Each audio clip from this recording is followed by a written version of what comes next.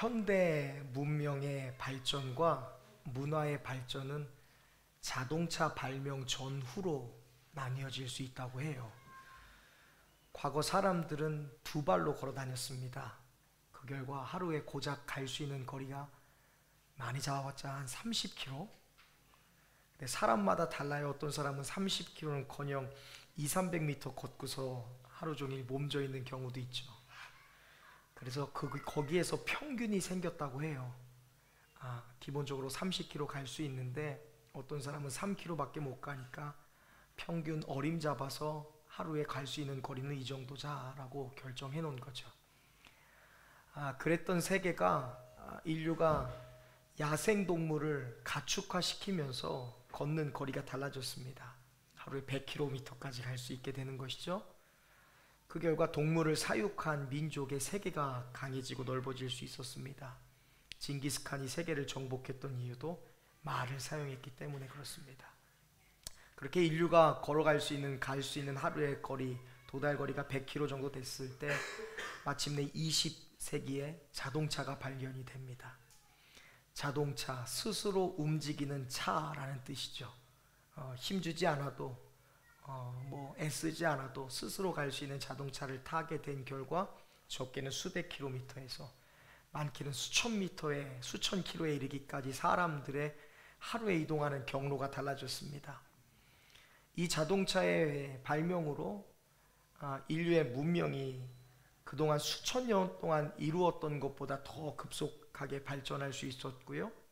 어디에 있든지 자동차로 갈 수 있는 공간에 있는 것이 같은 문화를 사용하는 그런 공동체가 되었습니다. 그런데 참 이상해요, 여러분. 자동차가 발명돼서 정말 우리의 거리가 하루로 문명이, 문화가 그렇게 발전했는데 오히려 사람들은 더 힘들고 지쳐하는 것 같아요. 말을 타고 초원을 뛰어다녔던 때보다 두 발로 걸어서 음식을 구하고 사람을 찾아갔던 그 고대 시대 때보다 그렇게 편한 자동차가 있는데도 사람들이 지쳐하고 힘들어하고 있습니다. 요즘에는 자동차에 대한 의존도가 높아서 가족 구성원당 한 명당 한 대씩 자동차가 있는 경우도 있어요. 그만큼 차가 편리하고 우리에게 소중한 것인데, 차가 있음에도, 자동화 시스템이 그렇게 되어 있는데도 사람들이 힘들어하고 지쳐하고 있다는 것이죠. 한번 생각해 보세요, 여러분. 자동차는 그렇게 편리한 건데 그 자동차를 끌고 가는 것이 아니라 밀고 간다고 생각해 보는 거예요. 얼마나 고역일까요?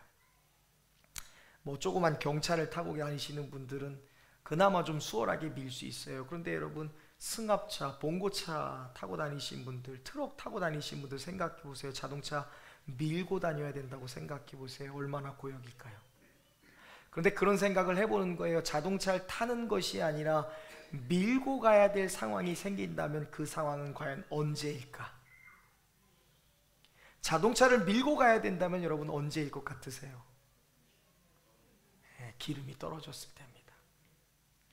기름이 떨어지면 자동차를 밀고 갈 수밖에 없는 것이죠. 우리의 인생도 마찬가지예요. 참 편리한 시대를 살아가고 있는데 과거 어떤 시대보다도 더 유복한 그런 넉넉한 시대를 살고 있는데 왜 우리가 힘들고 어렵고 지칠까? 바로 기름이 떨어졌기 때문입니다. 우리 인생도 지치고 힘들 때가 있어요. 무기력하고 고단할 때가 있습니다. 기름이 떨어졌기 때문이죠. 기름 떨어진 자동차를 밀고 가야 되듯 기름이 떨어진 인생도 살아가는 것 자체가 고역일 수밖에 없습니다. 흔히 우리가 성령을 기름에 비유하죠. 충만함, 부어주심, 넘치게 하심, 타오르게 하심. 성령은 은혜와 능력과 용기와 힘을 주시는 분이십니다. 그런데 사람들은 성령을 오해해요. 성령은 특별한 사람에게나 필요한 거야. 성령은 특별한 순간에나 필요한 능력이야. 성령은 특이한 순간에나 능력을 발휘하는 어떤 에너지라고 하면서 성령을 오해하는 경우가 있습니다. 그런데 그렇지 않습니다. 성령은 시동 걸 때나 필요한 배터리가 아닙니다, 여러분. 성령은 삶을 움직이게 하는 기름이고 삶을 돌아가게 하는 기름이며 삶을 맛깔나게 하는 기름이시고 삶의 생동력을 주는 기름인 줄로 믿습니다. 지치고 고단하고 무기력한 삶의 희망이 무엇일까? 바로 성령이 답인 줄로 믿습니다. 예수님은 요한복음 7장 37절 이하의 말씀에서 누구든지 목마르거든 내게로 와서 마시라. 나를 믿는 자에는 그 배에서부터 생수의 강이 흘러나오리라 말씀하셨습니다. 생수의 강이 흘러나온다라고 말씀했어요. 여기서 말하는 강은 헬라어로 포타모스라는 단어입니다. 신의 강이라는 뜻이죠. 그런데 이 강을 홍수라는 단어로도 바꿔볼 수 있습니다. 마태복음 7장 27절에 주님이 비가 내리고 창수가 난다라고 얘기했을 때 이 창수가 바로 포타미스입니다. 강. 창수가 무엇입니까? 급류를 말합니다. 홍수를 말하는 거예요. 홍수의 힘을 잘 알고 계시죠? 홍수가 나면 모든 것이 잠기죠. 모든 것을 삼킵니다. 모든 것을 넘어갑니다. 홍수가 만들어내는 급류에 의해서 여러분 어때요? 모든 것이 다 쓸려가요. 뚫려버립니다. 압도적인 수압의 힘, 그것이 바로 홍수의 힘입니다. 사도행전 2장에 보면 마가의 다락방에 120명의 성도가 모였습니다. 넓은 장소가 아니에요. 한정된 공간이에요. 한정된 공간 안에 사람들을 모아 넣게 되면 어떤 일이 일어날까요? 한정된 공간 안에 120명이 꽉 차 있으면 어떤 일이 일어날까요? 그것은 잠재적인 전쟁터입니다, 여러분. 사람이 개인적으로 평화를 누리려면 한 사람당 한 1.7평에서 3평 정도가 보장이 돼야 된대요. 그 공간이 있어야 사람이 여백을 느낄 수 있다는 겁니다. 그런데 한정된 공간 안에 120명이 들어가 있는 거예요. 이것은 갈등의 요소가 다분한 장소입니다. 불편하죠. 지적하고 싶어요. 불평하고 싶어요. 실제로 마가의 다락방에는요, 모인 사람들은 서로 싸우기 일보 직전에 사람들이 모여 있었습니다. 베드로를 향해서 너는 배신자야, 너는 나쁜 놈이야 손가락질할 수 있었죠. 불과 며칠 전에 예수님을 배반했던 사람이었으니까. 여성들은 모인 남자들을 향해서 니네가 그러고도 남자야? 어떻게 남자들이 그렇게 할 수 있어? 라고 얘기할 수 있고, 남성들은 반대로 모인 여자들에게 어디 여자가 여기가 어디라고, 나가! 당장 나가! 라고 소리칠 수도 있었습니다. 마가의 다락방은 마치 슬픔과 근심과 분쟁과 염려와 폭동, 그런 아주 부정적인 것들이 가득 차 있는 폭탄 상자와도 같았습니다. 근데 그곳에 성령이 임하셨어요. 그들이 간절히 모여서 성령을 기다릴 때 성령이 그곳에 강림하셨습니다. 바람처럼 불처럼 임하신 성령이 그들 가운데 강력하게 임하신 것이죠. 그러자 성령의 능력이 홍수가 되어 그들 가운데 있는 모든 것들을 쓸고 가셨습니다.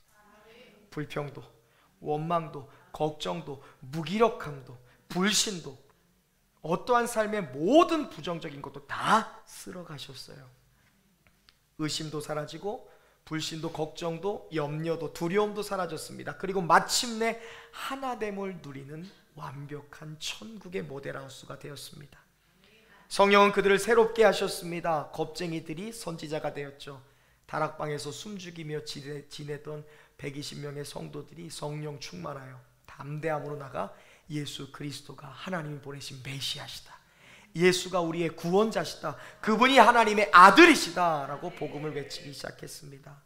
나위, 지위, 성별, 경력, 학력을 넘어 강함과 담대함과 기쁨과 생동력과 죄사함의 모든 은혜가 그들에게 충만히 부어진 줄로 믿습니다. 만고불변의 법칙이라는 것이 있습니다. 시간이 지나도 변하지 않는 진리를 말하는 것이죠. 심은 대로 거둔다, 뿌린 대로 거둔다. 신앙에도 만고불변의 법칙이 있는 것 여러분 알고 계시나요? 두 가지. 첫 번째, 믿음대로 된다는 것이고요. 두 번째, 구하면 주신다라는 것입니다. 오늘 주님 말씀하십니다. 구하라 그리하면 너희에게 주실 것이요, 찾으라 그리하면 찾아낼 것이요, 문을 두드리라 그리하면 너희에게 열릴 것이니 찾는, 구하는 이마다 받을 것이요, 찾는 이는 찾아낼 것이요, 두드리는 이에게는 열릴 것이니라. 그리고 오늘 본문 마지막 절에서 예수님은 이렇게 정리하십니다. 너희가 악한 자라 할지라도 자식에게 좋은 것 주지 않니? 하물며 하늘에 계신 너희 아버지께서 구하는 자에게 성령을 주시지 않겠느냐. 여러분은 이 세상을 살아가면서 과연 무엇을 구하며 살고 계십니까? 여러분, 무엇을 찾으며 살아가고 계십니까? 혹시나 우리가 가장으로서, 남편으로서, 아빠로서, 가족들이 요구하는, 직장에서 요구하는, 세상이 요구하는 것을 우리가 구하느라, 그것을 찾느라 애쓰며 살아가시느라 여러분 지치고 힘들고 고단하지 않으십니까?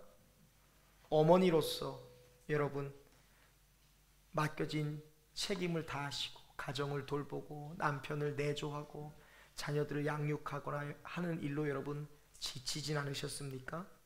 여러분 더 이상 지치지 말고 우리가 주시겠다고 약속하신 성령을 구할 수 있기를 바랍니다. 더 이상 다른 것을 찾지 말고 성령을 찾고 성령님을 사모하시길 바랍니다. 그때 여러분 기름이 가득한 자동차처럼 성령의 충만함을 입고서 여러분 앞에서 담대하게 하나님의 은혜를 고백했던 이 간증자처럼 여러분들도 지친 모습을 벗어나서 힘과 용기와 새힘과 새로운 역사를 경험하게 될 줄로 믿습니다. 성령을 구하시고 성령이 주신 힘으로 일하시기를 바랍니다. 성령이 주신 그 조명하심으로 여러분 살아갈 수 있기를 바랍니다. 구하는 자에게, 찾는 자에게, 두드리는 자에게 성령을 주신 하나님의 은혜 여러분에게 충만히 임하시기를 예수의 이름으로 축원합니다. 기도하겠습니다. 하나님, 우리가 이 세상을 살아가는 동안 아버지, 세상이, 가족들이, 직장이, 삶이 요구하는 것을 얻고 마련하기 위해 힘쓰며 살아가느라 힘이 빠지고 지칠 때가 있었습니다. 내가 무엇 때문에 살아가는지, 무엇 때문에 내가 이 자리에 있는지 뜻과 목적을 알지 못한 채 방황하며 허비했던 인생들이 있습니다. 그러나 내가 주님이 요구하신 대로 성령을 구했을 때 아버지여 뜰의 기도를 돌파하여 주님 계신 지성소로 나아갈 때 주님이 주신 힘과 용기를 얻었습니다. 나의 삶의 목표와 목적을 깨달았습니다. 내 입술의 고백이 달라졌고 삶의 태도가 달라졌고 상황에 대한 반응이 달라졌습니다. 주여, 성령께서 주시는 힘을 얻고 살아가게 하여 주옵소서.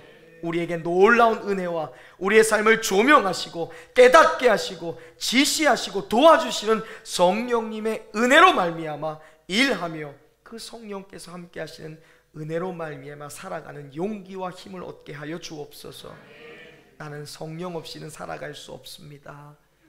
구하는 자에게 성령을 주신 하나님을 구하며 찾고 두드림으로 말미암아 성령이 주신 충만함으로 우리 인생을 멋지게 살아가는 모든 성도들 되게 하여 주옵소서. 예수 그리스도의 이름 받들어 감사드리며 간절히 기도하옵나이다. 아멘.